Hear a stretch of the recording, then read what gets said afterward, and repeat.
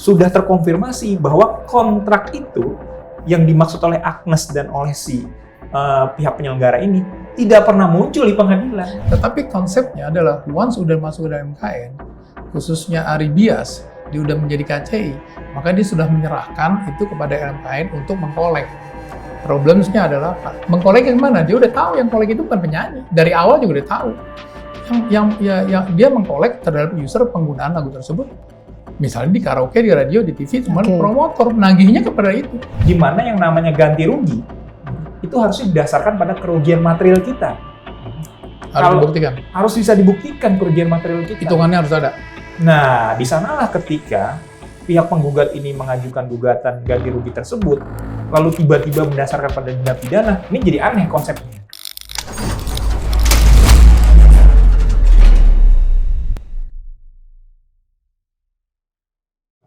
Halo Sobat DN, masih bersama saya Yasmin Muntas di Bank X Napi dan masih bersama Bang Reza Indragiri. Dan Sobat DN, kemarin itu yang sudah Anda saksikan, kami sudah ngobrol dengan Ketua dan Sekjen AKSI ya, Asosiasi Komposer Seluruh Indonesia, Mas Piyu dan Mas Badai. Dan hari ini kita juga kedatangan tamu yang dari sisi sebelahnya, ya kita kan harus berimbang, jadi harus balance gitu. Nah, bersama saya sudah hadir praktisi hukum Bang Kadri Muhammad. Selamat sore, siang, malam. Selamat sore, selamat malam. Ya. Oke. Dan Mas Ari Juliano Gema, praktisi hukum kekayaan intelektual. Ini sangat spesifik nih ahlinya. Beliau nih ahlinya dan katanya ini kita podcast yang kesekian, mudah-mudahan tapi tetap ada yang baru ya. Gitu. Terus sebelum ke Mas Ari nanti soal teknisnya, soal sisi hukumnya dan sebagainya, saya mau ke Bang Kadri dulu nih. Bang, aku tuh ngelihat Bang Kadri di salah satu tayangan tuh kayaknya begitu bergairah.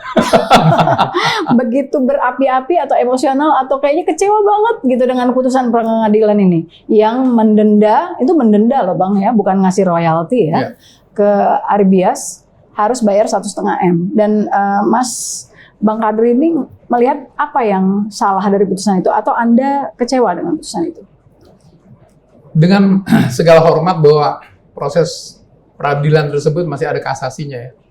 Ya, jadi, betul, belum inkrah. Karena itu belum final ya, belum final and binding, belum inkrah. Jadi saya bebas untuk berpendapat sebagai praktisi yang nggak cuma mendalami permasalahan hakim, tapi saya juga seorang musician. Jadi saya tahu persis orang-orang lain yang mungkin lawyer biasa yang tidak melihat dari aspek berhubungan practicality, ya, berhubungan langsung ya. Sebagai penyanyi ada di panggung dan lain-lain. Itu mungkin saya akan memberikan pendapat yang lebih praktikal selain juga unsur hukumnya. Bahwa putusan hukum tersebut menurut saya itu akan merubah secara substansial atau material ekosistem yang ada. Ekosistem itu kan sudah berjalan gitu ya. Siapa yang menciptakan lagu, siapa yang membawanya di rekaman, kemudian membawanya di panggung. Di panggung itu ada promotor, kemudian lagu tersebut juga tidak hanya ditampilkan di panggung, tapi juga ditampilkan di tempat-tempat klub malam misalnya ya, atau di karaoke dan lain-lain ya. Itu merubah secara substansial karena dibebankan dalam konteks performing right. Kita bicara mengenai performing right. Kita nggak bicara mengenai mechanical right. Mechanical right itu adalah kegiatan rekam-rekam. Kalau ini kegiatan perform, dibagi dua. Ada yang performing itu live event atau live konser, dia menyanyi di atas panggung, membawakan karya orang lain, atau yang sifatnya performing, yang sifatnya phonograms ya. Lagunya sudah direkam, tapi sekarang mau di announce atau mau ditampilkan di tempat-tempat komersial. Itu sama-sama performing rights. Ya. Nah, performing rights dalam konteks live event diputuskan oleh pengadilan bahwa yang harus dalam situasi konteks yang kita bicarakan sekarang, yang bertanggung jawab itu adalah penyanyinya atau pelaku pertunjukan. Akibatnya, di kemudian hari, kalau itu bisa menjadi suatu presiden, maka mulai saat itu maka mulai saat ini pihak penyelenggara ya yang seharusnya kita sama-sama ini campaign kenapa royalti itu sedikit sekali melalui proses LMKN ini dibayarkan, didistribusikan kepada artis, bahwa karena penyelenggaranya IO tidak mau bayar, yang harusnya kita lakukan edukasi supaya IO atau promotor tersebut membayar. Sekarang jadi membuat apa lagi mesti bayar? Putusan bilang penyanyi. Jadi penyanyi yang bertanggung jawab. Ya, ini yang saya bilang berubah daripada ekosistemnya, nggak mau bayar lagi lah. Maupun pakai kontrak-kontrak, enggak lah. Ini kan sekarang bicara mengenai kewajiban hukum. Oke, jadi menurut Bang Kadri, yang harus bayar IO? Iyalah. Kan saya ngomong nggak berdasarkan hanya melihat dari satu pasal saja. Nah ini kita berdebat sekarang bicara mengenai lihat dari pasalnya. Padahal pasal tersebut harus diinterpretasikan. Teori dasar daripada suatu undang-undang. Apabila ada satu keraguan, maka kita mesti lihat asbabun nuzul daripada undang-undang hak cipta tersebut. Kalau disebut pelaku pertunjukan itu bukan penyanyi, Bang? Bukan. Jadi gini, mana tuh ya? Saya biar exactly Ini apa ya? Aduh. Hah? Oke. Ya. Sambil oke. Ada bab tentang hak ekonomi pelaku pertunjukan ya. Pasal 23. Saya jelasin gini. Undang-undang hak cipta itu defaultnya pasal 9. Ya. Pasal 9 itu bahwa orang untuk menggunakan hak cipta ya, itu harus meminta persetujuan. Itu pasal 9. Ayat 2. Ayat 2. Kalau enggak maka dia ada ada sanksinya. Dan sanksinya ada sanksi pidana ya. Ya. Tapi muncul 23 ayat 5. Ya, pasal 23. Dan itu dia harus in conjunction dengan pasal 87 ayat 1 dan pasal 87 ayat 4. Oke. Ya. Itu pasti ada mananya pasal 23 ini muncul. Pasal 23 ini muncul untuk melakukan exemption, bahwa untuk performing right, dan mesti lihat dari asbabun nuzulnya, bahwa pada saat undang-undang hak cipta ini, undang-undang hak cipta kan sebenarnya udah lama. Iya. Dari zaman Belanda juga udah ada. Di tahun 82 udah ada juga undang hak cipta, direvisi tahun 2014. Tapi sebelum 2014 sudah berdiri yang namanya LMK pertama, KCI. Ya. Itu di tahun 91 atau 92. Karena ada problem ya, bahwa untuk performing right, untuk menagih itu nggak bisa menagihnya sendiri-sendiri. Ya, direct licensing itu nggak jalan. Ya. Misalnya toko atau restoran atau siapapun yang memutarkan lagu akan pusing, orang akan datang untuk minta tanpa aturan, minta royaltinya dengan besaran yang berbeda-beda. Ya. Dan kemudian konser tidak akan mulai karena masing-masing harus minta izin langsung kepada penciptanya. Ya. Nah, muncullah skema daripada LMK ini. Ini kan sebenarnya bukan sesuatu yang kita create sendiri, tapi di-adopt dari luar negeri. Pada saat itu menjadi konsultan di dalam membuat undang-undang hak cipta ini adalah bukan konsultan ya, masukan ya. Adalah lembaga WIPO, ya, bagian daripada UN ya. WIPO ini khusus untuk hak cipta. Lebih tepat lagi, salah satu wakilnya yang diutus itu adalah Chandra Darusman yang memperkenalkan konsep atau skema extended collective license gitu. Jadi nggak lagi sifatnya kita minta izin sendiri, tapi kita membawa di-extend-kan gitu ya, diteruskan kepada LMK ini gitu ya. Jadi masuklah ke dalam sistem LMK.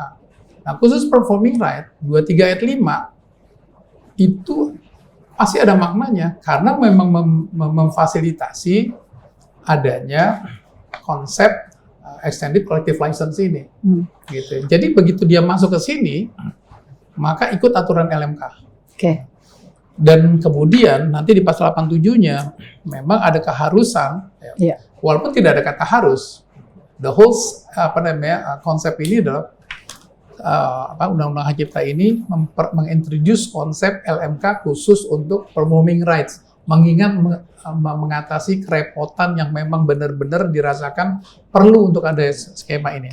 Jadi menurut Bang Kadri, memang harusnya kolektif aja, jadi nggak usah direct license Nggak gitu. usah direct license.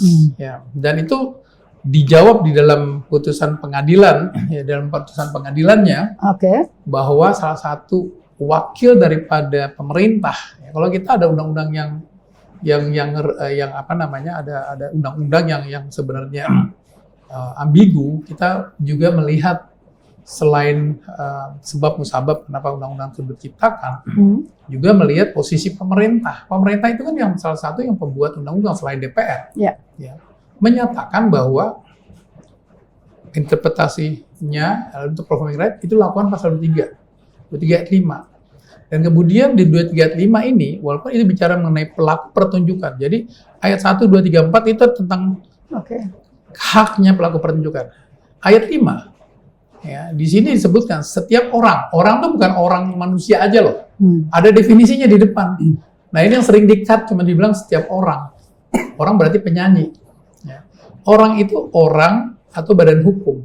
Saya bisa sampaikan kalau orang itu masuk badan hukum, berarti ini bukan penyanyi. Interpretasinya, karena badan hukum nggak penyanyi. Setiap orang dapat melakukan penggunaan secara komersial.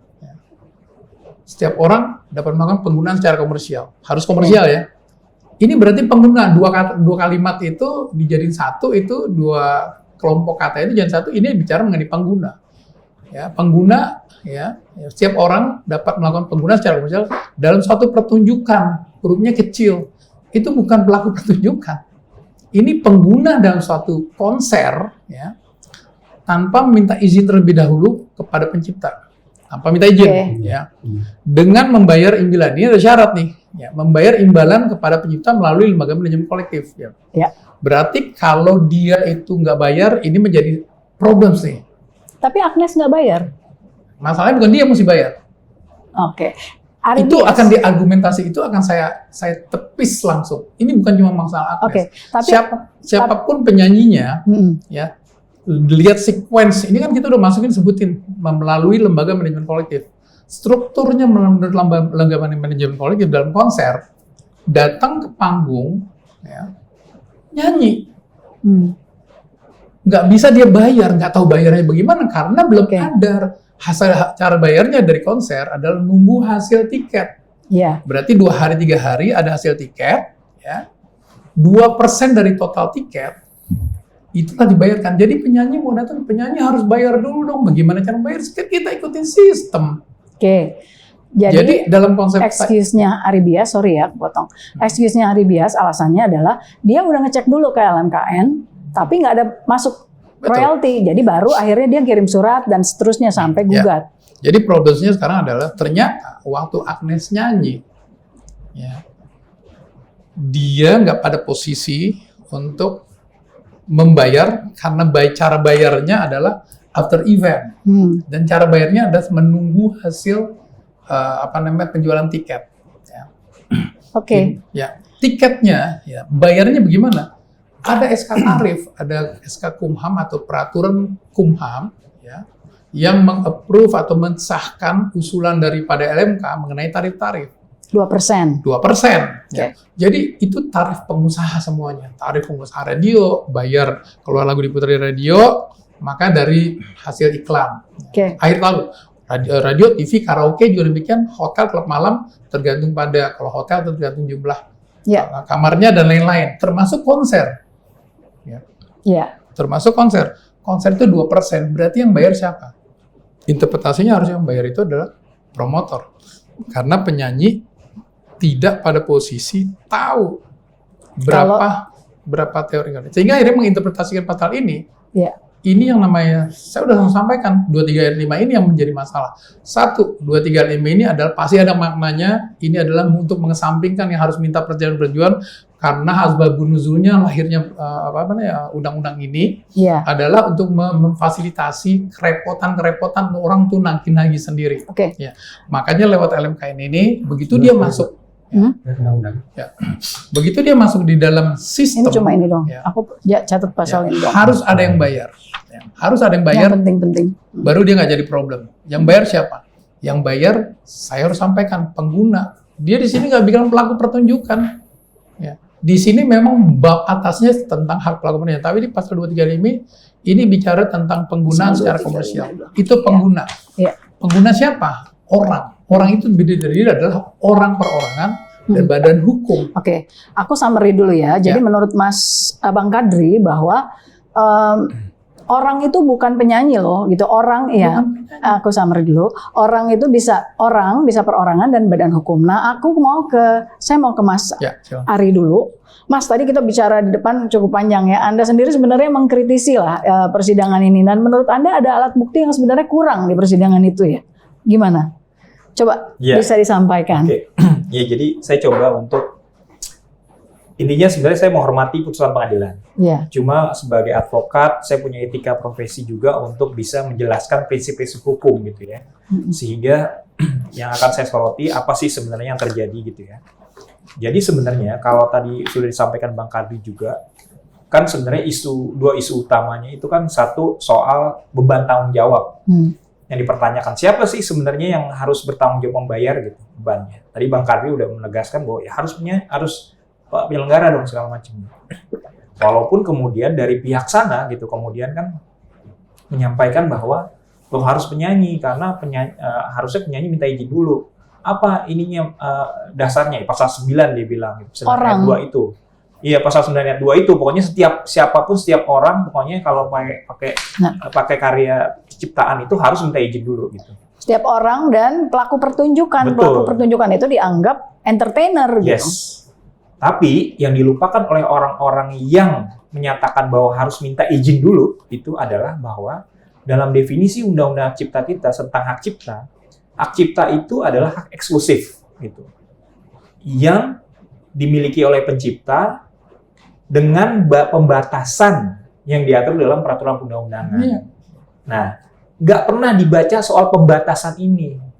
Nah, masalah pembatasan ini dalam prinsip hukum hak cipta itu berlaku internasional, namanya limitation and exemption, gitu.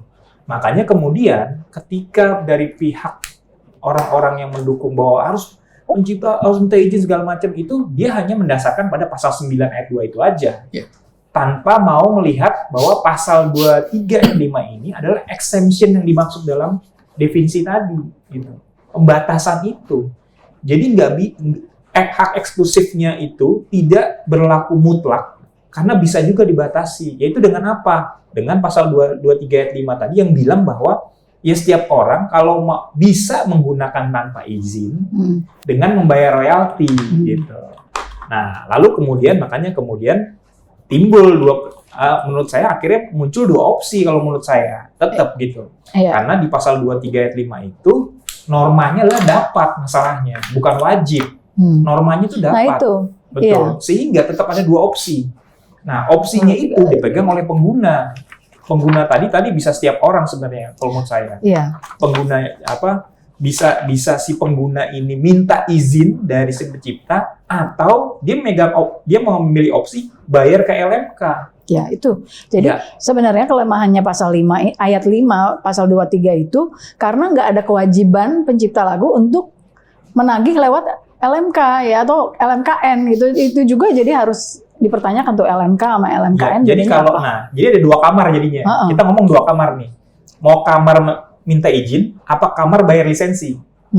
Kalau kamar minta izin, ini bisa saja sebenarnya dibebankan oleh si pengguna, oleh si penyelenggara bilang, pencipta, lo kan hubungannya dekat nih sama si penyanyi, lo kan hubungannya dekat sama pencipta, minta izin dong. Ini kita bayarin segini deh, biar clear. Begitu dia minta izin, keluar izinnya, nggak perlu dia bayar ke LMK. Ini teorinya ya, kita ngomong teori dulu ya. Nah, tapi begitu misalnya kalau kita kita hubungannya nggak bagus nih sama penciptanya, udah kita bayar ke LMK aja. Nah, begitu kita bayar ke LMK, semua aturan-aturan yang disebut Bang Kadri tadi muncul. Yaitu siapa yang menurut peraturan di bidang LMK tersebut yang harus membayar? Ya penyelenggaranya, perusahaannya. Yaitu si kafe, restoran, hotel, promotor, dan lain-lain tersebut gitu. Nah, jadi sebenarnya kan sekarang jadi nggak jelas nih sebenarnya. Si pengguna tadi, yang kita sebut pengguna tadi, bisa penyanyi atau siapapun itu, dia ternyata tidak mengambil opsi dua-duanya ini gitu. tidak mengambil dua opsi ini begini. Makanya kemudian kalau saya melihat, oke deh, coba kita lihat kontraknya, kan gitu. Kita kembali ke kontrak deh, ngomongnya apa? Nah, disinilah kemudian masing-masing pihak, kalau saya lihat secara terbuka di media, sosial media gitu ya, saling mengklaim. Loh, dia yang bayar, berdasarkan kontrak dia yang bayar. Yang satu juga bilang gitu, berdasarkan kontrak dia yang bayar. Apa ada statement dari Holy Wing yang bilang harusnya Agnes yang bayar? Iya, menurut dari beberapa publikasi di podcast dan lain-lain tersebut bilangnya kayak begitu. Jadi ada statement dari Holy Wing, kita ada kontrak yang bilang bahwa Agnes yang membayar segala macam. Masalahnya kemudian dari berbagai podcast tersebut sudah terkonfirmasi bahwa kontrak itu yang dimaksud oleh Agnes dan oleh si pihak penyelenggara ini tidak pernah muncul di pengadilan. Dan yang bikin itu sebenarnya manajemennya Agnes kan, ada draft standar yang dibuat penyanyi gitu ya. Menurut Agnes seperti itu. Menurut Agnes dari podcast yang yang kita lihat lah. Gitu. Betul. Ya. Sehingga kalau saya lihat, kalau misalnya karena ketidakadanya kejelasan, karena dua-dua diambil opsi duanya nggak ada, terus kejelasan siapa yang harus bertanggung jawab nggak ada. Nah, akhirnya kemudian seharusnya si pihak penggugat kan menggugat dua-duanya untuk membayar atau menanggung beban dari pembayaran tersebut. Masalahnya kemudian yang disuruh bayar cuma Agnes aja, semua penyanyi aja. Tapi ini seolah-olah dibebaskan, bukan sebagai tergugat tapi turut tergugat yang tanpa beban ganti rugi. Nah, ini akhirnya pihak gitu artinya, Mas. Makanya jadinya aneh gitu. Jadinya aneh. Kok bisa? Kan dua-duanya saling lempar tanggung jawab. Kontraknya nggak jelas. Kok tiba-tiba cuma ini aja yang disasar gitu? Kenapa pihak yang ini enggak? Gitu. Ya, saya juga ngelihatnya apakah itu kurang pihak atau enggak? Yes, gitu kan, harusnya kalau hakimnya melihat secara objektif gitu ya, tanpa ada kejelasan kontrak, dua-duanya harus diangkat.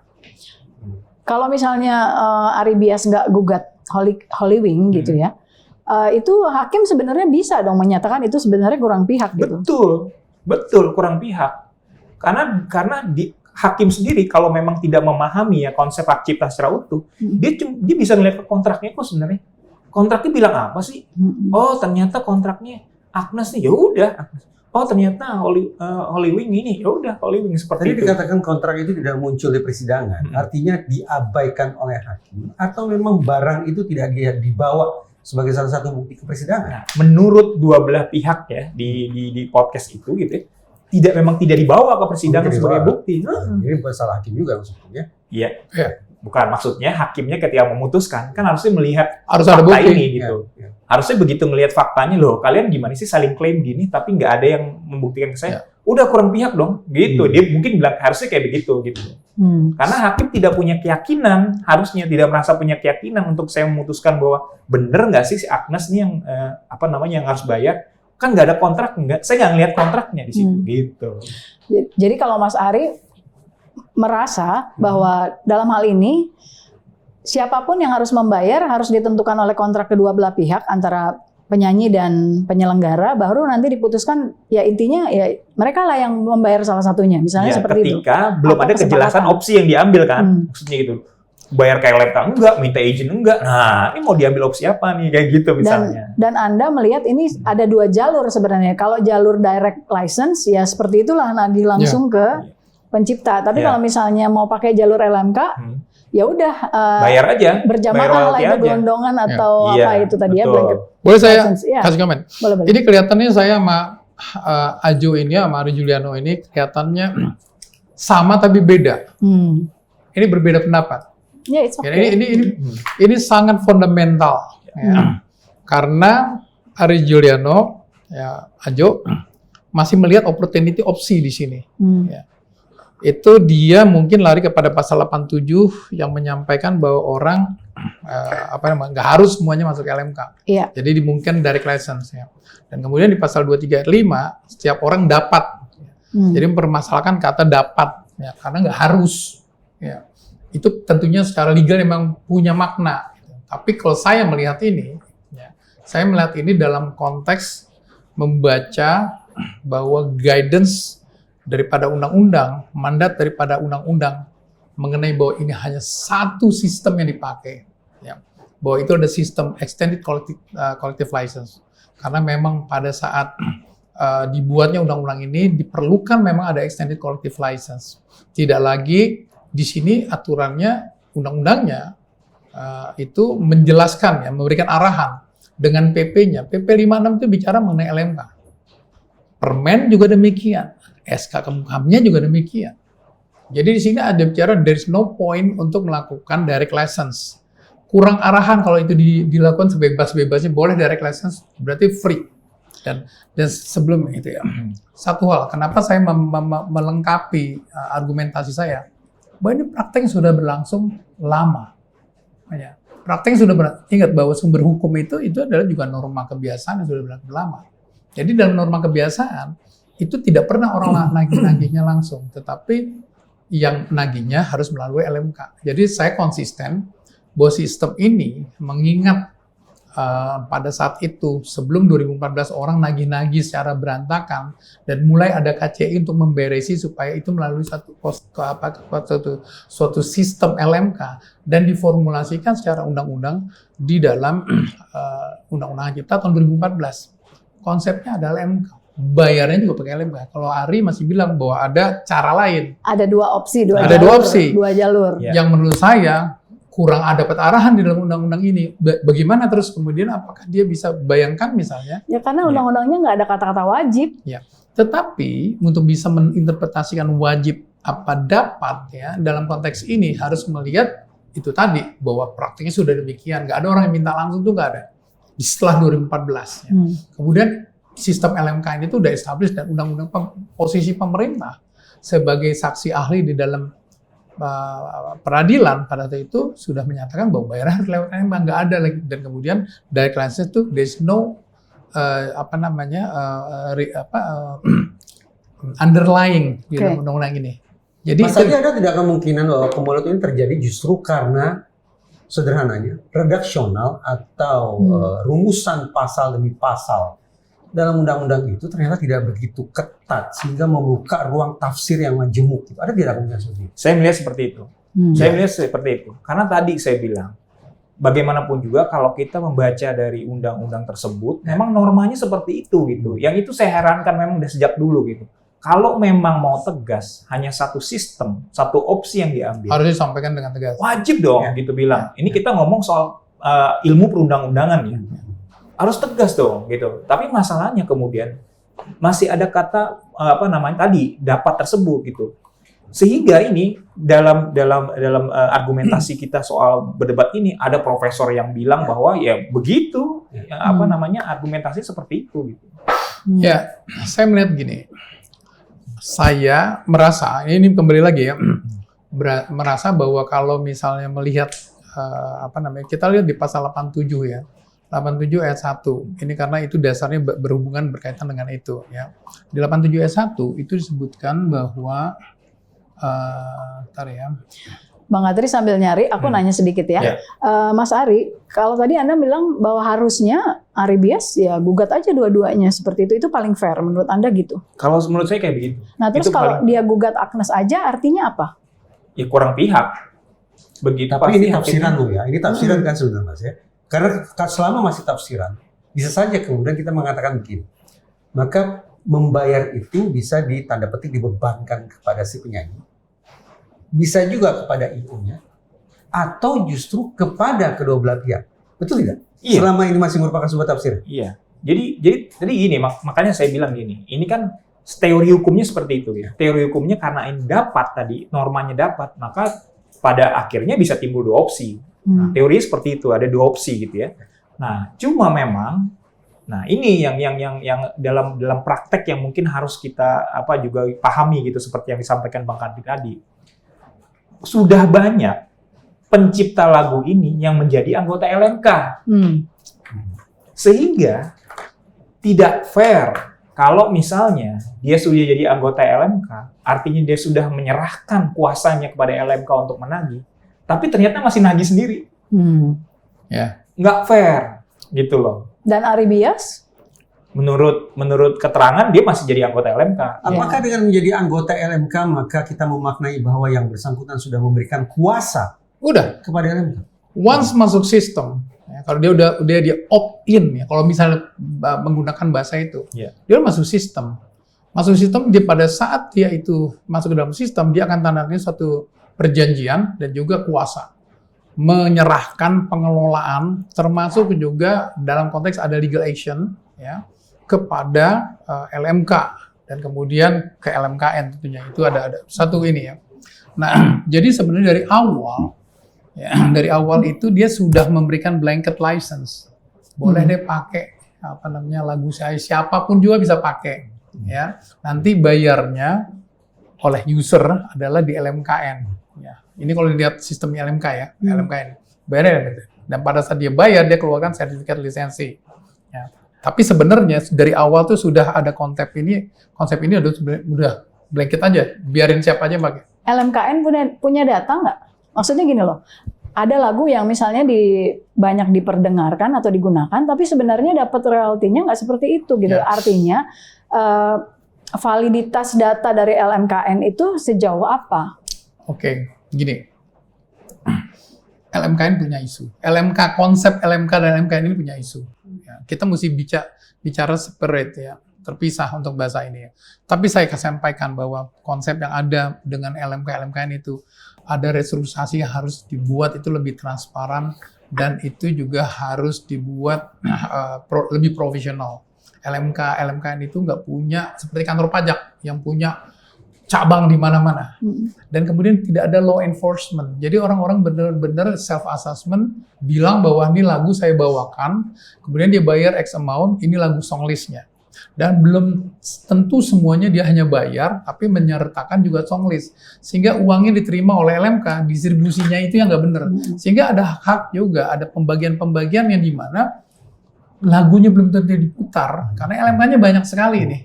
LMK-nya juga banyak yang tidak profesional dan tidak transparan, dan juga LMK tersebut juga tidak punya sistem. Dia kebagian. Kalau dia dapat kebagian padahal lagu yang tidak diputar, berarti dia ngambil jatah orang yang seharusnya. Nah itu, ya, bisa terjadi ada isu. kayak gitu kan? Itu yang terjadi. Sehingga orang memang nggak punya trust terhadap LMKN. Ya. Dan kemudian juga yang mendapat lebih permasalahan itu, taruhlah LMK ini diperbaiki. Ya. Orang mau bayar apa enggak? Kalau ini asumsi saya masih tetap bukan penyanyi sebagai pengguna ya, tapi semua itu radio, TV, promotor, radio, TV itu lebih gampang terdetek, ketahuan TV apa, alamatnya jelas. Tinggal masalahnya dia nggak mau bayar, mungkin ada negosiasi dan lain-lain. Tapi untuk penyelenggara itu bisa di mana-mana, alamatnya nggak jelas. Ya. Kemudian setiap orang itu bisa menjadi penyelenggara, bisa menjadi di pelosok mana ada, sehingga nggak kedetek. Itu yang nggak pernah bayar. Sehingga kalau pada saat nanti tiba-tiba komposer sampaikan bahwa saya cuma dapat 100.000 perak. Ya, itu yang terjadi. Itu yang terjadi karena nggak ada yang bayar. Kemudian nomor satu di sisi lain ya lagunya bener nggak dipakai sebanyak itu. Jangan-jangan yang pakai cuma band kita sendiri gitu loh. Ya. Yang kedua, apakah bener lagu dipakai? Ya. Kedua, apakah orang bayar? Sehingga akhirnya otomatis itu membuat ketidakpercayaan terhadap LMK ini. Oke, itu isu mengenai LMKN ya. Tetapi konsepnya adalah once udah masuk ke LMKN, khususnya Ari Bias, dia udah menjadi KCI, maka dia sudah menyerahkan itu kepada LMKN untuk mengkolek. Problemnya adalah mengkolek yang mana? Dia udah tahu yang kolek itu bukan penyanyi. Dari awal juga udah tahu. Yang dia mengkolek terhadap user penggunaan lagu tersebut. Misalnya di karaoke, di radio, di TV, cuma promotor, nagihnya kepada itu. Tapi kalau konser nggak harus menyanyi.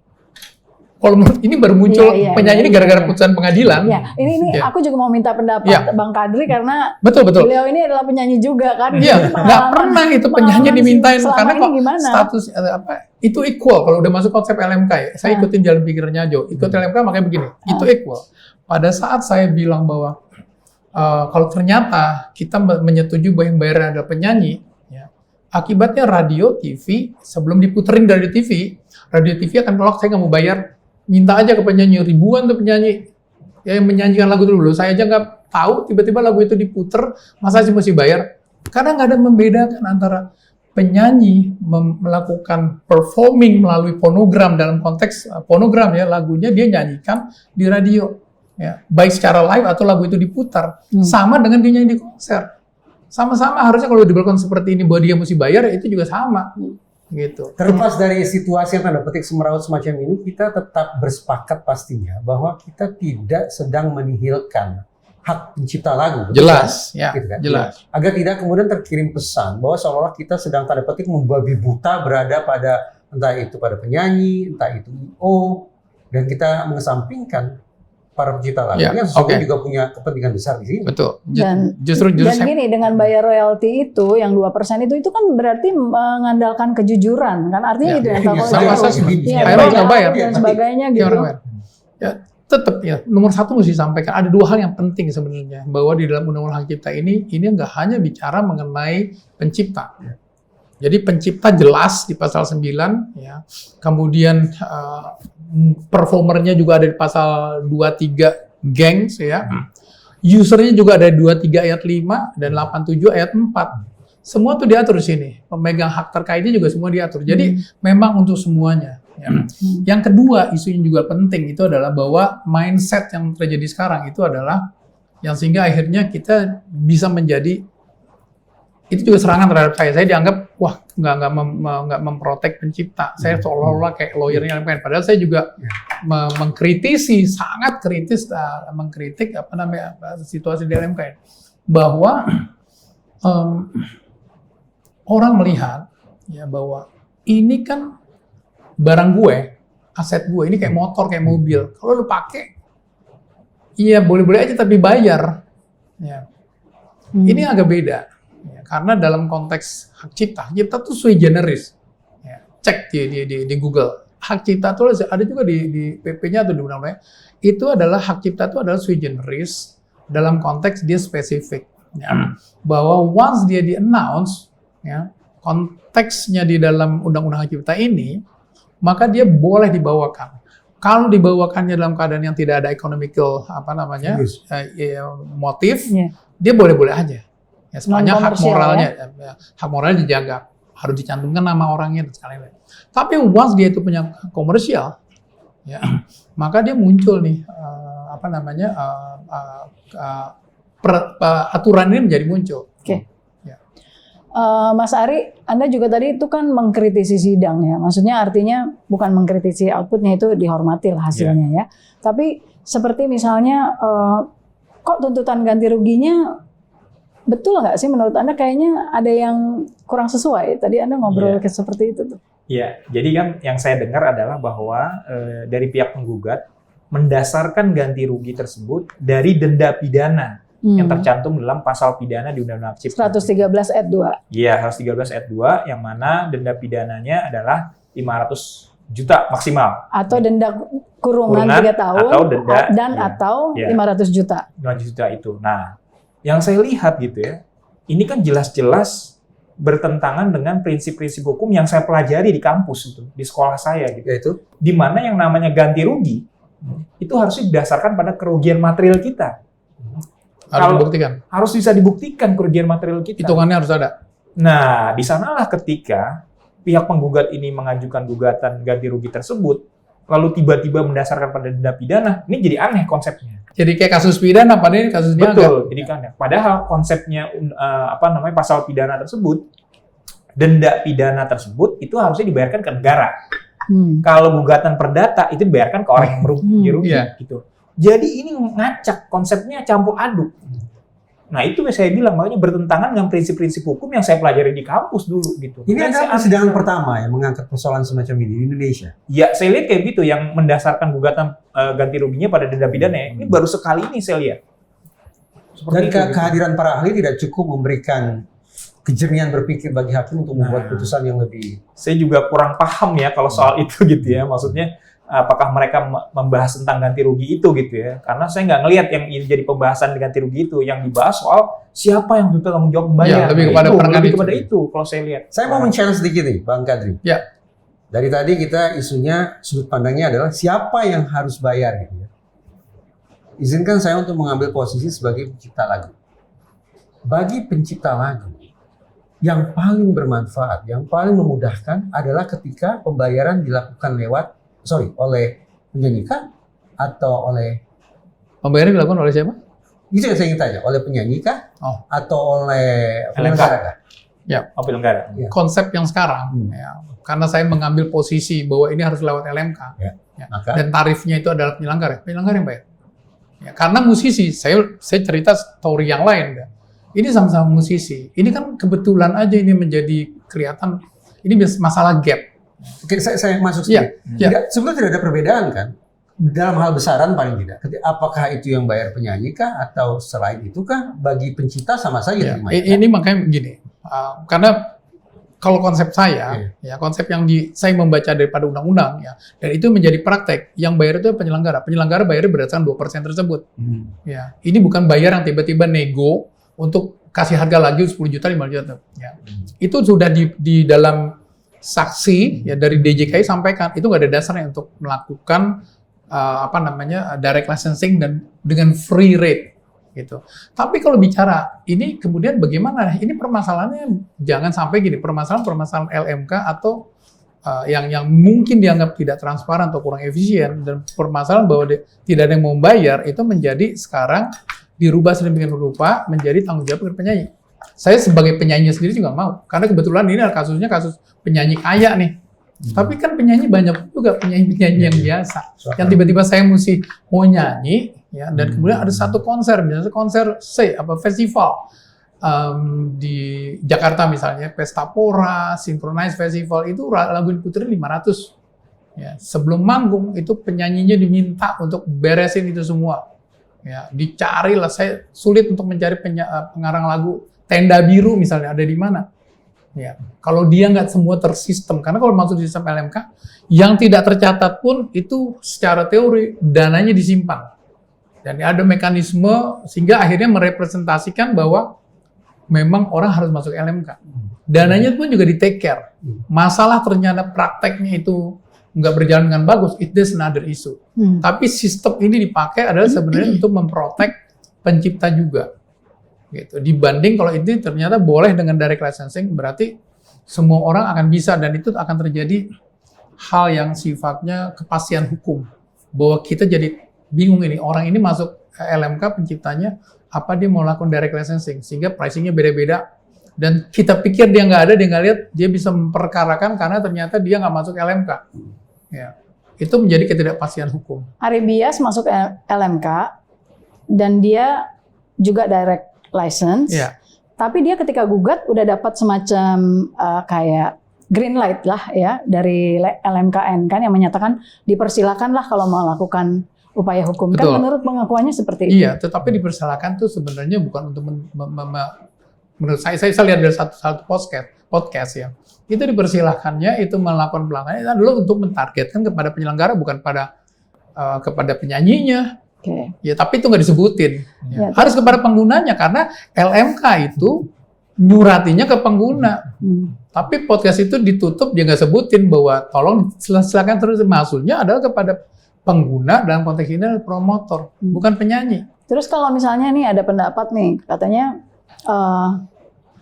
kenapa sih kita direct license gitu? Karena itu SK itu udah nggak relevan lagi dengan kondisi sekarang. Karena ada kalimat di SK ini adalah keputusan ini berlaku sejak tanggal ditetapkan, dan apabila di kemudian hari ternyata terdapat kekeliruan akan diadakan perbaikan. Jadi dianggap itu udah. Ya, tapi itu nggak nyebutkan bahwa umur gitu.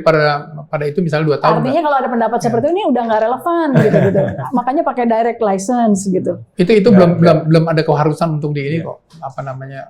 Belum ada keharusan. Jadi masih relevan. Masih relevan. Intinya kan SK itu sebenarnya nggak pernah dicabut. Nggak pernah dicabut. Intinya begitu. Mas Ari, ada satu hal yang saya tidak paham. Kapan persoalan ini kemudian menjadi pidana? Kapan persoalan ini menjadi pidana? Ya kalau pidana itu adalah ketika intinya adalah penggandaan tanpa izin. Itu. Jadi kan hak ekonomi itu ada 2, gitu ya. Penggandaan dan mechanical tadi, dan public performing right, gitu ya. Nah, kalau dua-duanya ini dilakukan tanpa izin, gitu ya, sehingga melanggar hak cipta untuk kepentingan komersial. Nah, ini ada kuncinya nih. Untuk penggunaan secara komersial, maka dia dapat pidana. Gitu. Oke. Tapi itu sebenarnya pidana itu jalan setelah perdatanya. Tapi tadi saya bilang pasal pidana ini tidak boleh dibaca semata-mata bahwa hak eksklusif itu mutlak. Makanya kemudian ada pembatasan tadi.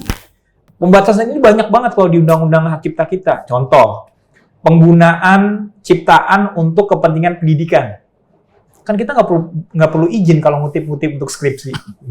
Cukup menyebutkan sumber dan sepanjang tidak mengganggu kepentingan yang wajar.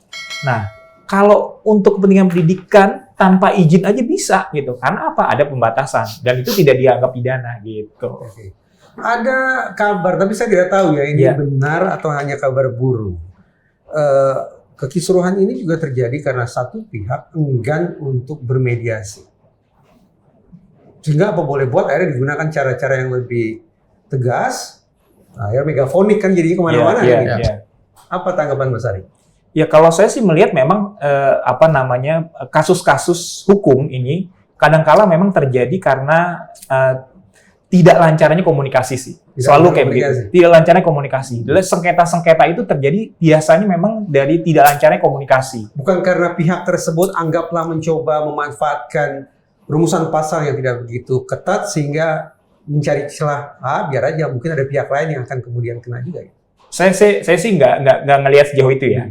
Tapi karena memang sejauh ini yang saya pahami aja yang belum. Ya dalam kasus-kasus sengketa hukum yang akhirnya berlanjut ke pengadilan. Itu biasanya adanya ketidakjelasan dan juga kurang lancarnya informasi komunikasi di antara mereka sih biasanya seperti itu. Karena umumnya kalau misalnya dari berawal hubungan baik ada masalah pasti diselesaikan dengan hubungan baik juga gitu dengan kekeluargaan biasanya nggak sampai ke pengadilan. Betul. Tapi sebenarnya dari undang-undang PP sampai Permen atau SK itu sebenarnya ada nggak sih kalimat yang jelas-jelas menyatakan bahwa yang membayar itu seharusnya penyelenggara? Oke, itu interpretasi. Interpretasi itu harus ada dasarnya. Dasar yang paling penting itu adalah bahwa tarif yang dipakai dari harga tiket. Dari harga tiket. Gak mungkin itu harga tiket nanti dia kasih tahu penyanyi bayar enggak. Dan kemudian lihat daripada yang similar performing right yang lain itu adalah penyelenggara yang bayar, pebisnis gitu. Saya masih kasih komentar ini ya. Tadi saya tertarik sebenarnya diskusi ini kan kita memang bisa dari berapa angle ya. Tapi saya tertarik bahwa kalau saya lebih tertarik pada kepastian hukum karena saya orang hukum. Ya. Jadi masalah adab etika itu muncul adabnya bagaimana etikanya itu karena kepastian hukumnya tuh nggak terjadi. Termasuk misalnya tadi Ari menyampaikan bahwa dibikinnya di kontrak. Sebelum ke kontrak is another matter. Pajak, jual beli, seller terima uang, ya. Dan kemudian dia kena pajak. Dia bisa aja dalam jual beli tersebut, iya tapi pajaknya tetap yang bayar. Itu boleh, tapi jelas yang bayar itu adalah seller. Kalau dalam konteks ini nanti karena ragu dibikin kontrak, there's another issue boleh supaya kita karena ini situasi demikian kita mulai sekarang pakai kontrak. Tapi saya mau pikirkan sebenarnya siapa yang mesti bayar? Nomor satu yang mesti bayar itu adalah penyelenggara. Kalau penyelenggara tidak bayar, apakah si pelaku pertunjukan menjadi tidak boleh nyanyi? Padahal dia nggak tahu baru bayarnya kan setelah kewajiban itu muncul setelah beri, dia nyanyi aja. Ya, apakah dia menjadi ilegal nyanyinya? Ya, atau justru memang yang melakukan perbuatan hukum bukan penyanyinya, tapi penyelenggara yang tidak melakukan tugasnya. Sehingga memang di sini yang menjadi menjadi area dispute itu adalah mengenai masalah pengguna. Pengguna itu siapa? Ya. Karena memang banyak angle-nya dan tidak ada kata-kata yang menyebutkan pengguna itu adalah IO. Ya. Itu membuat interpretasi daripada dari itu dia. Jadi ada multitafsir kan. Jadi multitafsir. Padahal sebenarnya saya juga akan menyampaikan bahwa gini, pelaku pertunjukan tidak ada disebutkan di pasal 235. Itu pengguna. 235 baca nggak ada pelaku pertunjukan. Orang itu adalah pengguna. Orang yang menggunakan. Ya pengguna. Ya. Orang tersebut adalah perorangan atau badan hukum yang menggunakan komersial suatu pertunjukan. Ya, suatu pertunjukan ya yang dengan membayar tanpa perlu dia bisa tanpa izin ya dengan membayar melalui LMKN. Dalam konteks itu saya sampaikan bahwa itu adalah penggunanya adalah penyelenggara. Oke, Bang, kalau saya minta Bang Kadri nyanyi lagu Carmila nih sekarang. Perlu izin nggak? Untuk nyanyi tergantung komersial apa enggak. Sekarang nih misalnya kalau misalnya untuk ini closing nyanyi satu bait. Mesti lihat nomor satu harus muncul ekonomi. Ada ini kegiatan ekonomi enggak? Kalau ini misalnya lewat apa namanya dan ini ternyata dimonetize, itu ada unsur ekonominya. Nah, ini tadi kita sempat bicara. Ketika sebuah pertunjukan di YouTube, anggaplah pada dasarnya bukan untuk komersial, misalnya peresmian panti asuhan gitu. Tapi karena munculnya di YouTube, lalu dimonetasi, itu bagaimana kita memahaminya? Ini motif ekonomi atau bukan motif? Harus ada gini. Jadi kalau misalnya emak-emak nih nulis subscribernya cuma 50, nggak akan ada termonetisasi. Sistemnya YouTube itu akan menunjuk mitra. Kita mesti submit dulu. Setelah memenuhi subscriber sekian, jumlah video sekian, kita baru di-accept. Baru di-accept untuk menjadi untuk bisa memonetize. Begitu monetize pada saat orang upload, itu bukan performing, itu mechanical. Mechanical, right? Ya, itu sama aja kita share video klip sebenarnya, video klip musik. Ya, karena udah ada unsur monetisasi. Seandainya dia itu belum memonetize tapi kemudian dia belum monetize, tapi subscribernya suddenly untuk satu postingan itu bisa sampai jutaan, dia nggak dapat duit. Tapi ada unsur yang lain nggak? Gara-gara dia sering menyanyi cover sampai jutaan walaupun dia belum monetize, dia menjadi populer dan kemudian mendapat keuntungan ekonomis dari panggung-panggung. Nah, itu bikin khawatir juga ya, kan banyak anak-anak muda yang cover-cover gitu, terus mereka nanti kalau misalnya viral jadi harus bayar royalti. Masalahnya adalah itu kan masuk pengadilan. Wah, kamu viral dan kamu sekarang dapat keuntungan dari nyanyi, kamu dapat fee 50 juta sekali nyanyi. Walaupun kamu nggak monetize, tapi dapat 50 juta. Tapi kan itu dibuktikan di pengadilan bahwa ada unsur ekonominya. Ada hak-hak. Ini harus dibuktikan bahwa benar-benar dia sudah bisa mengkomersialisasi lagu tersebut. Baru itu menjadi muncul. Karena kadang-kadang suka terbalik ya Mas Reza. Artinya gini, ada lagu yang kurang dikenal, terus tiba-tiba di cover sama sejumlah anak muda gitu, terus itu jadi terkenal. Sebenarnya itu kan kayak menguntungkan penciptanya juga kan? Ya, tapi dalam konteks hak cipta ini kita kembali lagi, itu konsep bahwa itu menguntungkan penciptanya itu nggak ada tempatnya di sini. Ini lebih kepada once itu komersialisasi, maka ikutin aturan. Kalau dia itu mechanical right, berarti dia mesti minta izin. Kalau itu performing, dia mesti ke LMK. Saya tuh cuma ngebayangin anak-anak muda gitu, kayak anak SMA atau anak SMP atau ya termasuk anak-anak saya lah dulu misalnya, dan teman-temannya suka cover-cover gitu. Itu kan ngeri sekali kalau tiba-tiba wah ini harus bayar nih, misalnya ternyata banyak yang nonton. Mungkin kasih aja disclaimer bahwa ini tidak untuk tujuan komersial. Selesai. Ya, itu saya. Ada dua ada good fit lah. Menurut saya nih, jadi ini agak berbeda nih konteksnya nih sekarang nih ya. Yang kita bahas dari awal ini kan sebenarnya performing ya. Pertunjukan itu kan performing. Ini mechanical. Nah, ini mechanical gitu. Nah, kekhawatiran tadi yang disampaikan tadi ini bisa relevan nih ketika misalnya kita ngomong anak saya SMP manggung di sekolahnya dibikin pensi segala macam, ini bayar nggak sebenarnya? Dalam konteks SK Menteri yang tadi LMK tersebut sebenarnya ada tarifnya, yaitu 2% dari biaya produksi. 1%. Dari biaya produksi. 2% dari harga tiket. Kalau dia nggak komersial, 1%, nggak 1%. Pokoknya dari biaya produksi gitu ya. Sepanjang dia nggak ada tiket gitu, tetap ada gitu. Ternyata gitu anak-anak itu. Nah, kalau konteksnya direkam, dimasukin ke YouTube. Nah, YouTube itu punya konten ID masalahnya. Konten ID itu screening. Jadi once misalnya orang masukin lagu, wah kita keren nih, kita upload di YouTube, begitu kena screening sama konten ID, wah Anda kayaknya nggak dapat izin nih, nggak bakal tampil, nggak bakal bisa dinaikin. Iya, di take down. YouTube di take down langsung otomatis. Sistemnya yang take down. Kecuali makanya kalau misalnya dia udah dapat izin license dari si penciptanya, gitu, publishernya untuk itu sih istilahnya cover ya, baru bisa naik nanti. Gitu. Jadi ada sistem di YouTube yang saya juga baru upload nih, saya nyanyi lagu apa gitu, dia akan diklaim sama, contohnya saya masukin saya nyanyi lagu Queen, itu klaim Sony Music, itu berarti nggak dapat publishernya yang masuk ke Sony Music ya, dari Queen ya. Dia saya harus sharing revenue gitu, ya kurang lebih begitu. Udah ada sistem sendiri yang ada di YouTube.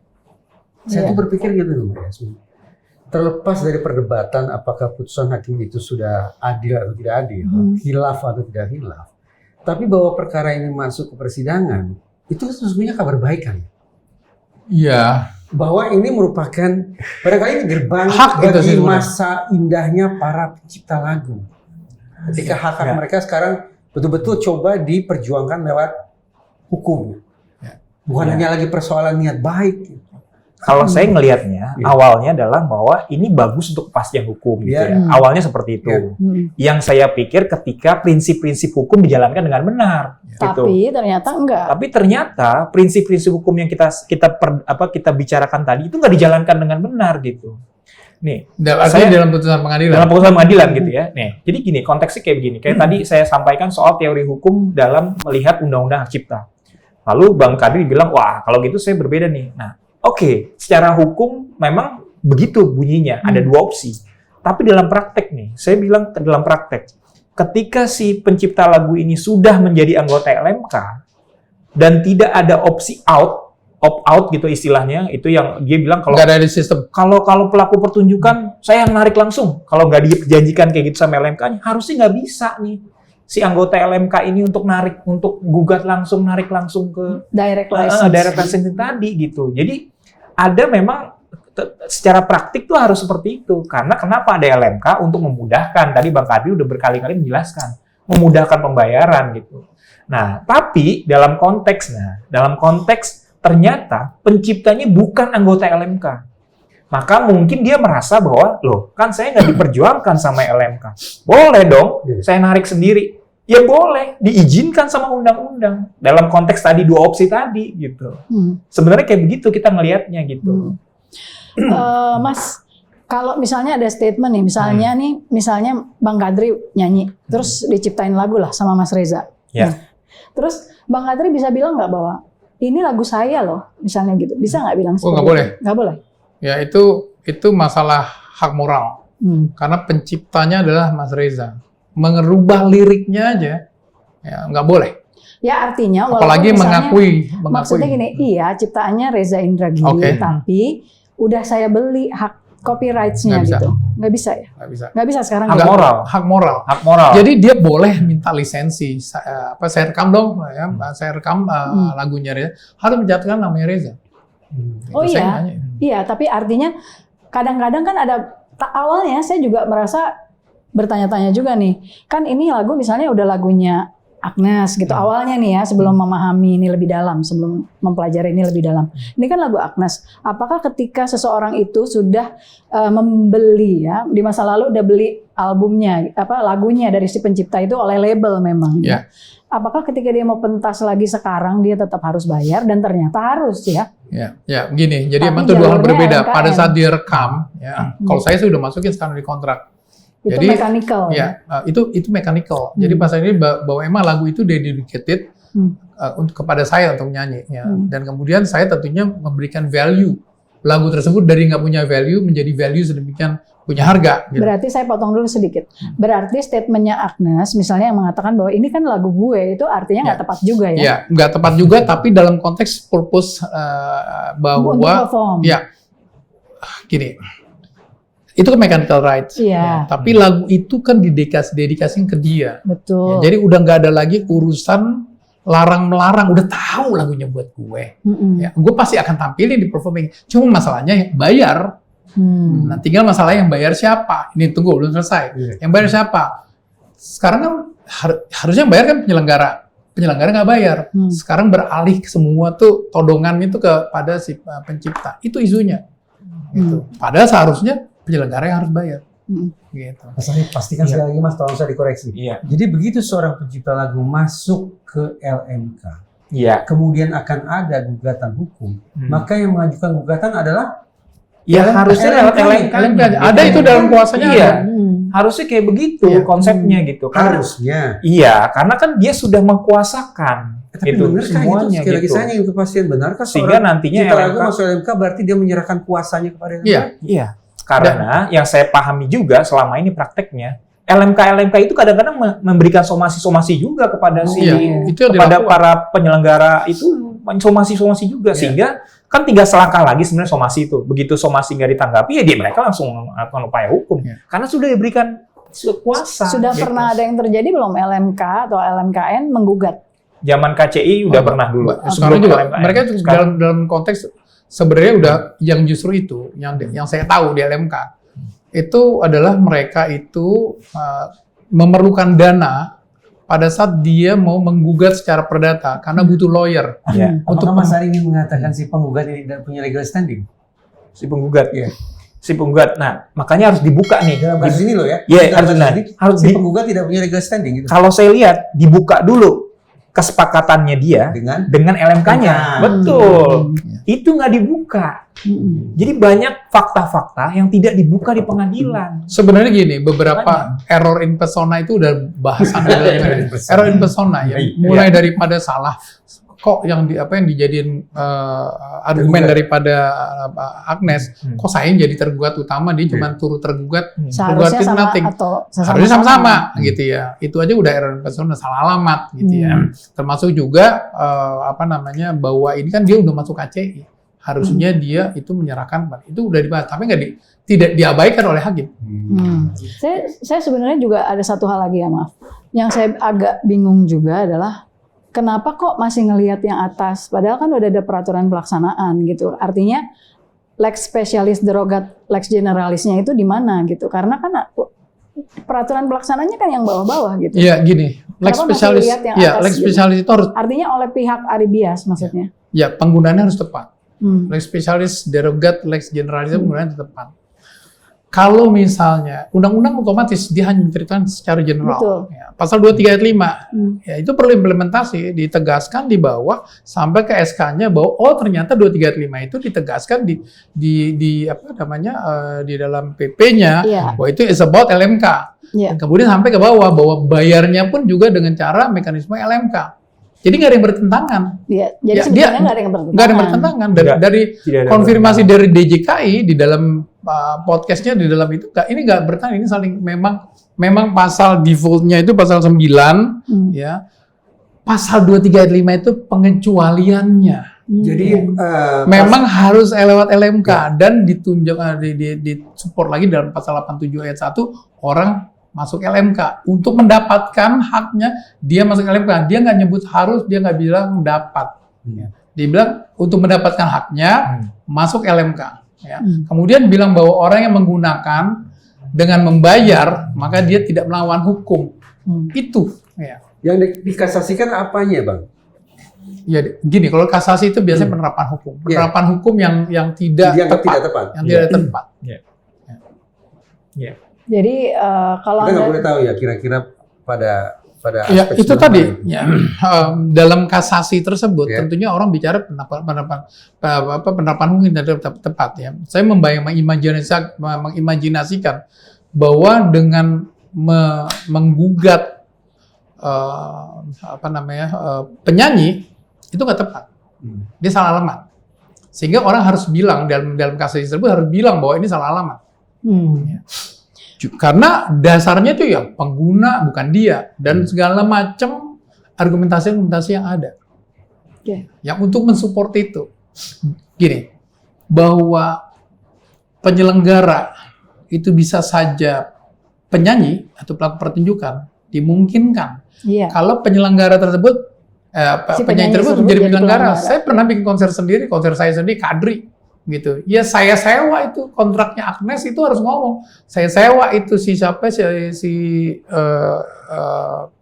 tempat tersebut sebagai penyewa tempat. Saya panggil bandnya, saya panggil lighting, saya panggil segala macam. Gitu. Itu harus konteksnya itu. Oke. Kalau misalnya dia itu sebagai hanya datang, ya dia bukan penyelenggara. Dia cuma artis.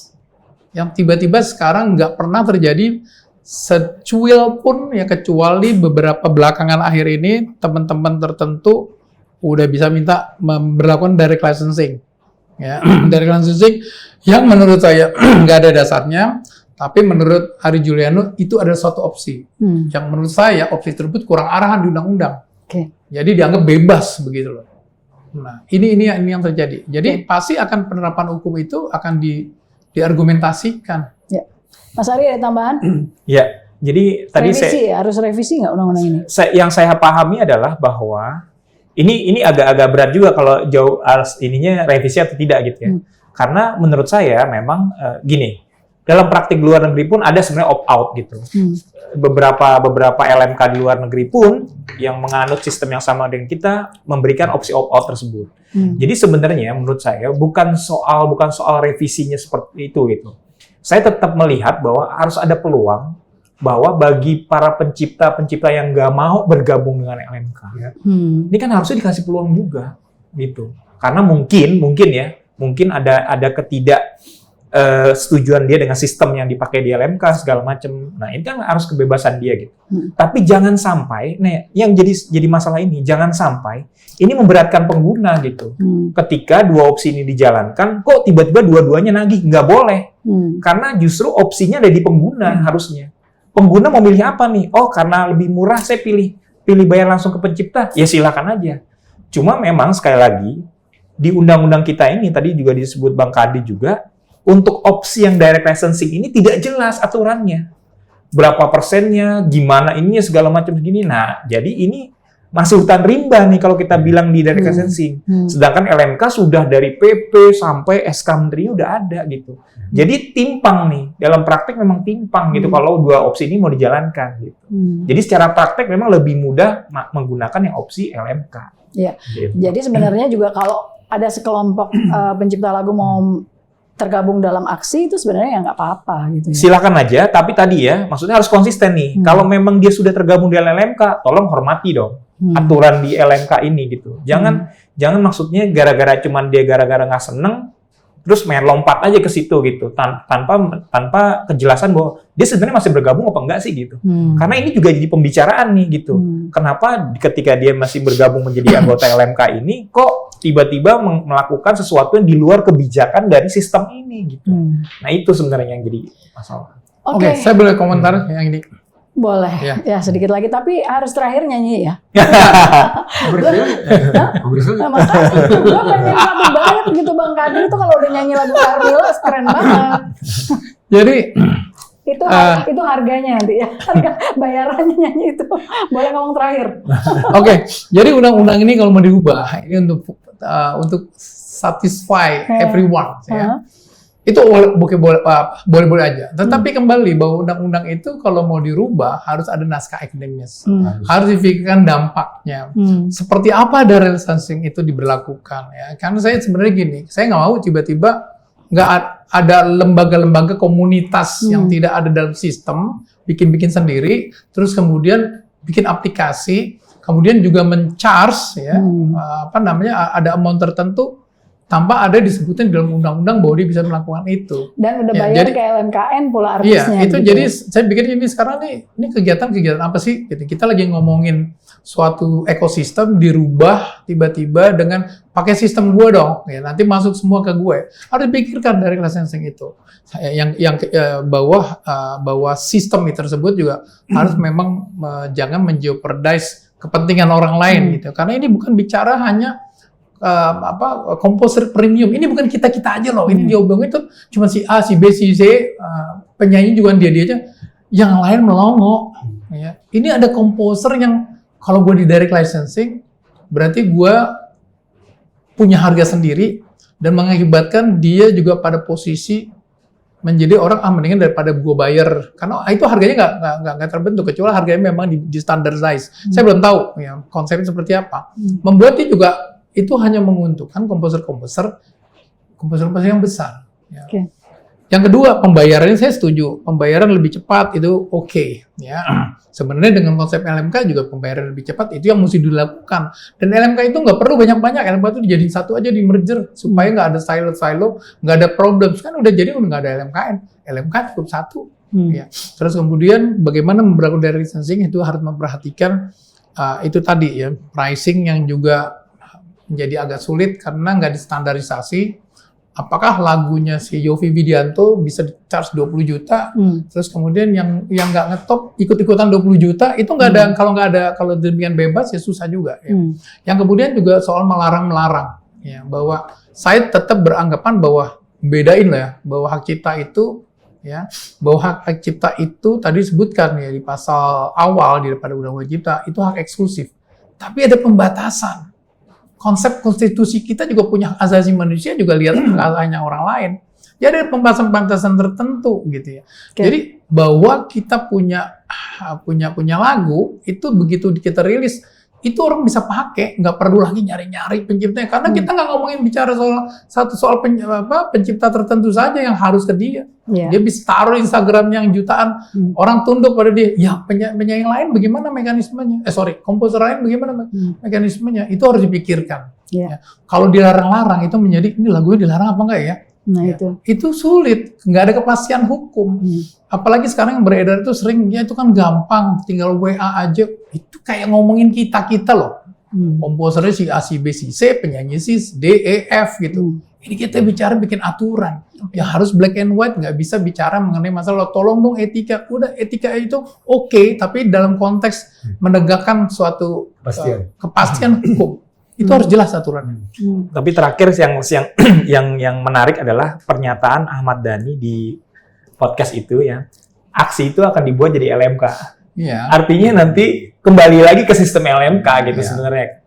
Dia sebenarnya memahami gitu konteks bahwa. Tapi itu baru muncul terakhir ya, awal-awalnya nggak muncul. Iya. Ya walaupun saya dengar bahwa itu memang udah pernah ada LMK yang tiba-tiba nggak ketahuan siapa ya. Artinya bahwa sebenarnya dia sendiri mengakui gitu bahwa untuk memudahkan ini pakai sistem LMK gitu. Bukan pakai direct licensing nagih-nagih sendiri-sendiri. Enggak gitu. Iya. Dia sendiri mengakui sebenarnya konsep itu gitu. LMK ini akan lebih mudah untuk melakukan penagihan. Nah, itu sebenarnya gitu. Secara praktek walaupun ada dua opsi, LMK lebih mudah.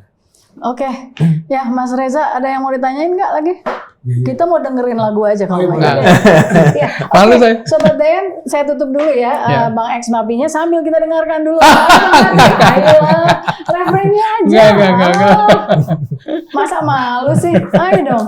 Enggak. Ya udah, oke lah. Makasih Bang Kadri. Saya nggak mau nonton. Udah minta-minta nggak mau. Oke Bang Kadri, Mas Ari dan Mas Reza kita pamit dulu ya. Sobat DN, sampai ketemu lagi di Bang X Napi. Saya Yasmin Muntas pamit dulu. Assalamualaikum warahmatullahi wabarakatuh. Waalaikumsalam.